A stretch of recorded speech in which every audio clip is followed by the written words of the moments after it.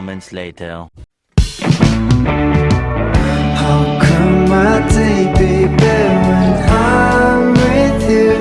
You're the only one who makes me laugh. So how can my day be bad? It's a day for you.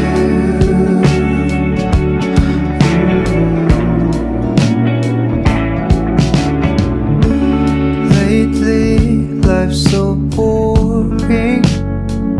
I've been watching Netflix all day long. I thought there would be no things left to watch. Nukleus adalah inti sel yang menyimpan informasi genetik dalam bentuk DNA. Dia berfungsi sebagai pusat pengendali sel, mengatur aktivitas sel seperti pertumbuhan, metabolisme, dan reproduksi. RE halus adalah bagian dari sistem endomembran sel yang berfungsi dalam sintesis lipid dan metabolisme karbohidrat. Tidak seperti RE kasar, RE halus tidak memiliki ribosom di permukaannya sehingga tampak lebih halus. Dinding sel adalah lapisan yang mengelilingi sel, memberikan bentuk dan perlindungan pada tanaman. Dinding sel terbentuk dari selulosa dan berfungsi untuk menjaga struktur sel. Di bakteri, dinding sel terbuat dari peptidoglikan. Kloroplas. Kloroplas adalah organel yang ada di sel tumbuhan dan alga. Dia mengandung klorofil dan berfungsi dalam fotosintesis, mengubah sinar matahari menjadi energi kimia.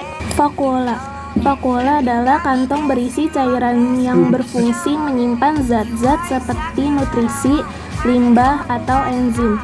Pada sel tumbuhan, vakuola juga membantu menjaga tekanan sel. Badan Golgi berfungsi untuk memproses, mengemas, dan mendistribusikan protein dan lipid yang dihasilkan oleh sel. Dia seperti pos yang mengatur pengiriman barang dalam sel. RE kasar memiliki ribosom di permukaannya sehingga terlibat dalam sintesis protein. Dia juga membantu dalam pembentukan dan transportasi protein ke tempat yang dibutuhkan. Mitokondria sering disebut sebagai pembangkit energi sel.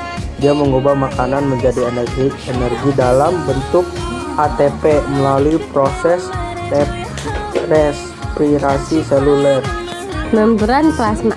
Membran plasma adalah lapisan tipis yang mengelilingi sel, berfungsi sebagai penghalang yang mengatur apa yang masuk dan keluar dari sel.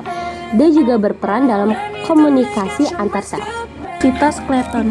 Sitoskeleton adalah struktur seperti kerangka di dalam sel yang memberikan dukungan, bentuk, dan membantu dalam pergerakan sel.